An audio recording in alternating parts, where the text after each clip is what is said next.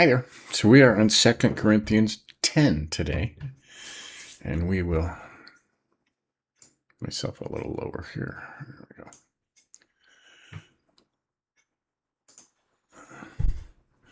And I'm going to read this top with it. There's usually a consensus of the chapter at the beginning. I don't always read it, but kind of explains what's going on in the 1599 Geneva version. Right? So it says, in verse 2, it says, He showeth with what confidence, with what weapons, and with what revenge he is armed against the cavilitions of the wicked, right? 4, 6, 7. And that, when he is present, his deeds have no less power than his words have force when he is absent. Okay? Basic. So, here we go. Now, I, Paul, myself, beseech you by the meekness and gentleness of Christ, which, when I am present among you, am base, but am bold toward you, being absent. Wow. And this I require you, that I need not to be bold when I am present, with the same confidence wherewith I think to be bold against some which esteem us, though we walked according to the flesh. Yeah, lots of. As though I had no other aid and help than that which outwardly I seem to have, and therefore Paul setteth his flesh, that is, his weak condition and state, against his spiritual and apostolic dignity, right, according to the flesh. Nevertheless, though we walk in the flesh, yet we do not war after the flesh. For the weapons of our warfare are not carnal, but mighty through God to cast down holds, right?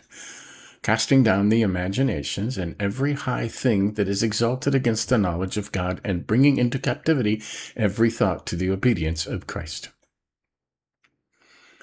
And having ready the vengeance against all disobedience when your obedience is fulfilled.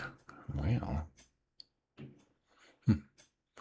being ready to punish every disobedience when your obedience is complete. Look ye on the things after the appearance. Question, right? Look ye on things after the appearance. If any man trust in himself that he is Christ, let him consider this again of himself, that as he is Christ, even so we are Christ's. For though I should boast somewhat more of our authority, which the Lord hath given us for edification and not for your destruction, I should have no shame. This I say, that I may not seem as it were to fear you with letters. To fear you with letters. For the letters saith he, saith he, are sore and strong, but his bodily presence is weak, and his speech is of no value. Let such one think this, that such as we are in word by letters when we are absent, such will we be also indeed when we are present. Right? For we dare not make ourselves of the number, or to compare ourselves to them which praise themselves. But they understand not that they measure themselves with themselves, and compare themselves with themselves. Yeah. But we will not rejoice of things which are not within our measure, but according to the measure of the line, whereof God hath distributed unto us a measure to attain even unto you. For we stretch not ourselves beyond our measure, as though we had not attained unto you, for even to you also have we come in preaching the gospel of Christ, not boasting of things which are without our measure, that is, of other men's labors, and we hope, when your faith shall increase, to be magnified by you according to your line abundantly. And to preach the gospel in those regions which are beyond you, not to rejoice in another man's line, that is, in the things that are prepared already. But let him that rejoiceth rejoice in the Lord. For he that praiseth himself is not allowed, but he whom the Lord praiseth. Right? So, it seems like, and they're saying in your letters, you seem very strong and mean and down and stuff, but when we see you, you are actually kind of meek, okay? And he's kind of setting them straight on that. Okay? Now let's read this over here in the modern version, right? I, Paul, myself, entreat you by the meekness and gentleness of Christ, I, who am humble when face to face with you, but bold toward you when I am away. Right? I beg of you that when I am present, I may not have to show boldness with such confidence as I count on showing against some who suspect us of walking according to the flesh. For though we walk in the flesh, we are not waging war according to the flesh. For the weapons of our warfare are not of the flesh, but have divine power to destroy strongholds. We destroy arguments and every lofty opinion raised against the knowledge of God, and take every thought captive. Yeah, that's a famous saying. People use that all the time. Take every thought captive, okay? And it's from Proverbs, okay? To obey Christ, being ready to punish every disobedience when your obedience is complete. When your obedience is complete, okay? That's a key part right there, okay? Being ready to punish every disobedience when your obedience is complete, okay? Otherwise, you're kind of a hypocrite, right? Look at what is before your eyes. If anyone is confident that he is Christ, let him remind himself that just as he is Christ, so also are we. For even if I boast a little too much of our authority, which the Lord gave for building you up and not for destroying you, I will not be ashamed.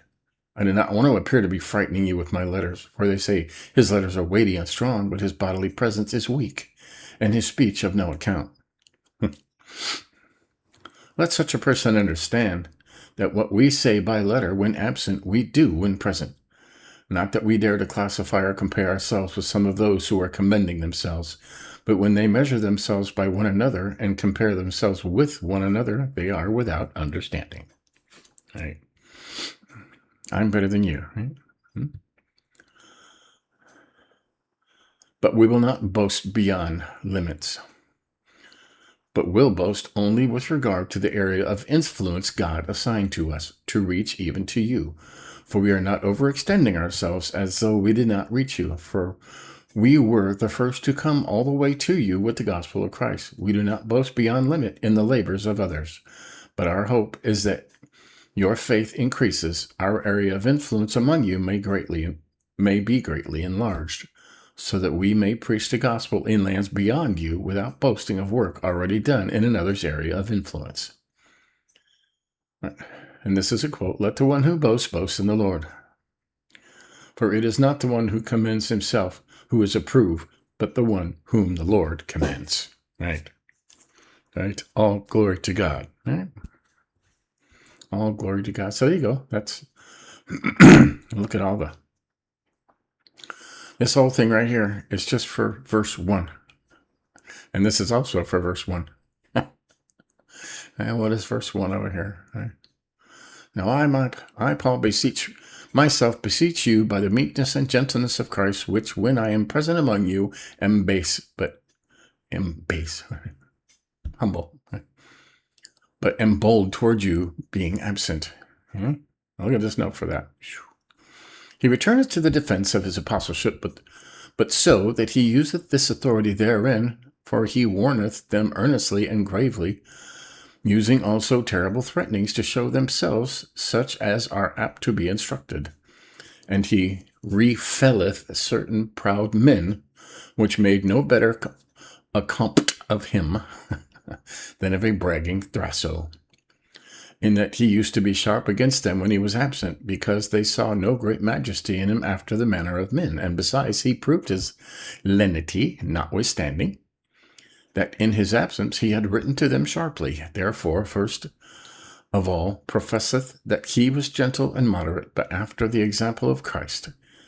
But if they continue still to despite his gentleness, he protesteth unto them that he will show indeed how far they are deceived, which make that account of the office of an apostle that they do of worldly offices, that is, according to outward appearance, right? That nature which is inclined to mercy rather than to rigor of justice. Big one, huh? Big one. Make notes. Right? For 12. What is 12? I'll read 12 up here. For we dare not make ourselves of the number, or to compare ourselves to them, which praise themselves, but they understand not that they measure themselves with themselves, and compare themselves with themselves. Right? So it's to be Christ, right? All right. This big note for 12. Being constrained to refill the foolish brags of certain ambitious men, he witnesseth that they are able to bring nothing, but that they falsely persuade themselves of themselves. And as for himself, although he brags of excellent things, yet he will not pass the bounds which God hath measured him out, according to whereunto he came even unto them, in preaching the gospel of Christ, and trusteth that he shall go further when they have so profited, that he shall not need to tarry any longer amongst them to instruct them. And hereunto is added an amplification, that he never succeeded other men in their labors. Lots of stuff. Huh? Like I said, that $15.99 is amazing for studying. Okay, so he's just trying to set them straight. Okay, and all right, a lot of people need to get back to the apostles' teaching. Okay, that's gone so much farther than that now. Jesus almost has very little to do with most of the churches today. Okay, and this whole idea has kind of gone by the wayside. And people comparing themselves with themselves, right? Basically, comparing yourself to other Christians. I'm a better Christian than you. We are all belong to Christ. So there you go. There's just a few chapters left, I think. Yeah, there's 3 more chapters left, so we'll probably finish this by the end of the week. So there you go. Catch up on the ones you may have missed, and give us a like if you think about it. And tomorrow we'll do it again. See ya.